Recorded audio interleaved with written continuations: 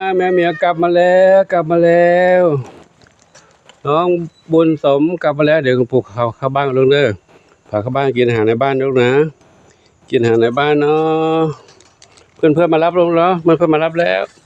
จูงน้องไม่ได้ลูกเลยเดี๋ยวแผลเจ็บอยู่ลูกเลยเดี๋ยวไปอยู่ในบ้านก่อนเนาะพาเข้าบ้านก่อนนะครับพาเข้าบ้านก่อนนะครับบุญสมเข้าบ้านแล้วกินอาหารเร็วๆกินอาหารเยอะๆนะลูกนะพวกอาหารให้กินลูกนะอยู่ในบ้านพักผ่อนกันลูกนะกินเยอะๆกินแล้วก็พักผ่อนลูกเลยแผลเพิ่งผ่าตัดมานะลูกเนาะ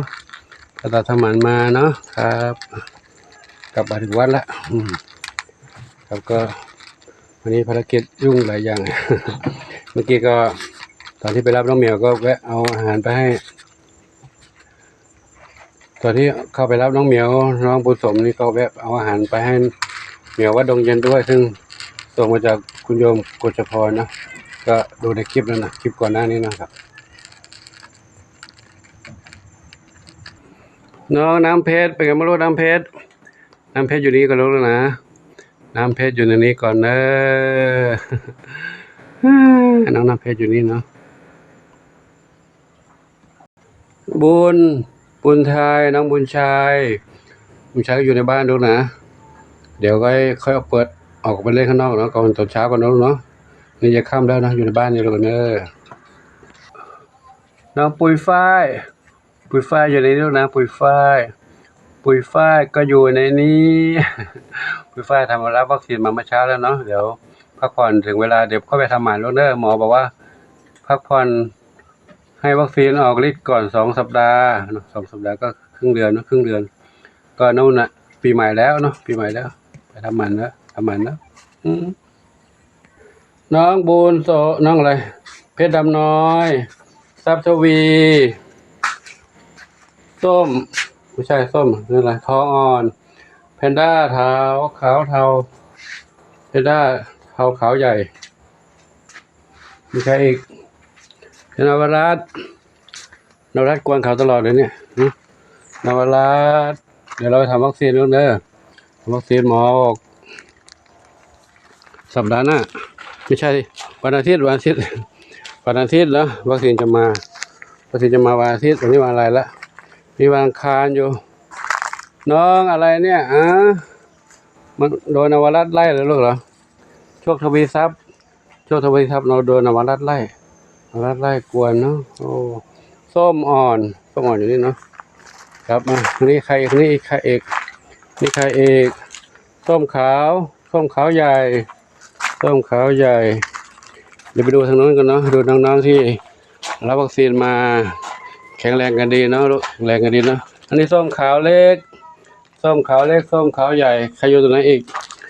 น้องนี่มันก็น้องดวงฤดีก็ยังไม่ได้รับวัคซีนเนาะเดี๋ยววันอาทิตย์วันอาทิตย์นี่อีก3 วัน 4 วันนี้เนาะก็ถึงเวลาก็ค่อยดำเนินการเนาะตอนนี้ทุกอย่างก็เป็นไปตามระดับ น้องอะไรลูกชวนฝันเล็กชวนฝันใหญ่ได้2 เข็มแล้วเนาะ2 เข็มแล้วอันนี้ก็รอโตแม่ก็ต้องทำหมันแล้วนะ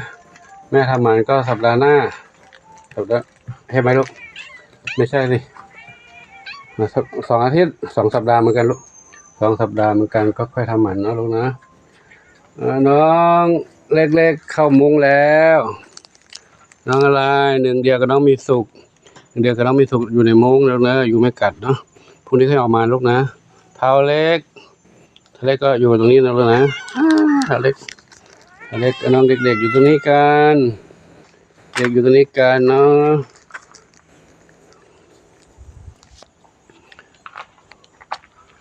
น้องหนึ่งยังไม่ได้ทำหมันเลยเนาะ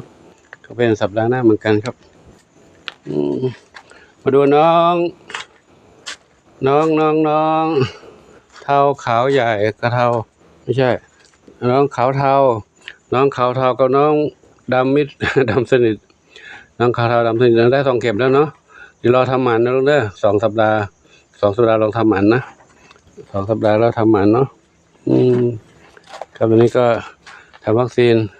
ท ถ้าวัคซีนเดี๋ยวก็ต้องถึงเวลาก็ค่อยทำลูกนะตอนนี้ยังไม่ถึงเวลาก็เริ่มรอไปก่อนนะลูกเนาะครับวันนี้ปู่ก็ขอนำภาพบรรยากาศนี้ให้กับทุกท่านได้รับชมกันเดี๋ยวรวมพลอีกครั้งหนึ่งดิรวมพลอีกครั้งหนึ่งดิลูกแม่สีแว่นดาแม่สีลูกสี่ทับทวีมาขึ้นเวทีกันแล้วเด็กๆขึ้นเวทีกันแล้ว มาแล้วรวมขึ้นเวทีลงเวทีแล้วน้องเล็กดำหางกวักดำเล็กหางกวักดำเล็กหางกวักชอบปากกาสีลูกสี่มาตรงนี้ละสีลูกสี่มานี่ละไม่ใช่นี่สีแว่นดำสีแว่นดำมันนี่สีลูกสี่ชุดนี้ทำหมันแล้วเนาะที่ต้องทำหมันก็น้องนี่ลายเหมือนกันนะยังไม่ได้ทำน้องหนึ่งอนงครับก็ขอนำภาพบรรยากาศให้กับทุกท่านได้รับชมกันไว้เพียงเท่านี้ก่อนเนาะเดี๋ยวเด็กๆกินข้าวกันแล้วเดี๋ยวค่อยดูแลน้องๆกันต่อไปนะครับบางครั้งก็ตื่นตันใจพูดอะไรไม่ถูก พูดอะไรไม่ถูกกันพยายามจะพูดแต่พูดไม่ถูกนะเพราะบางครั้งมันก็ทำอะไรไม่สะดวกเหมือนกันเนื่องจากว่าเป็นพระแล้วก็ดูแลน้องเหมียวเอาเวลาไปตรงนี้เยอะไปก็เป็นการไม่สมควรก็ต้องดูแลทั้งวัดวาอารามด้วยดูแลเรื่องการเป็นอยู่ของน้องเหมียวด้วยด้วยความรักด้วยความเมตตานะแล้วก็เราก็อยากจะให้เขาอยู่อย่างปลอดภัยนั่นแหละนะ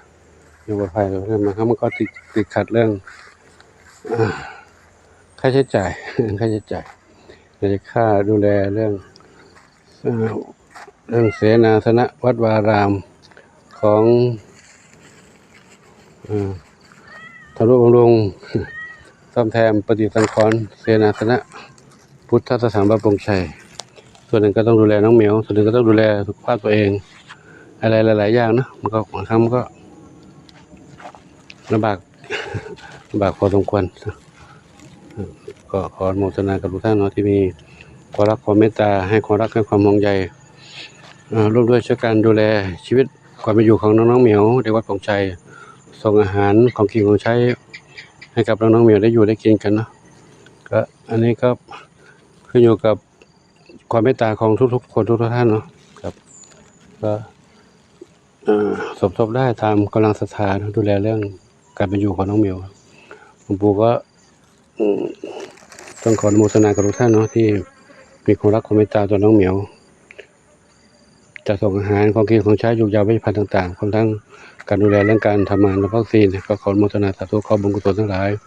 จงเป็นพระปัจจัยนุนนำความช่วยให้ทุกท่านพบความสุขความเจริญมีความสุขกายสุขใจปรารถนาที่ใดขอได้ต้องความมุ่งมั่นปรารถนา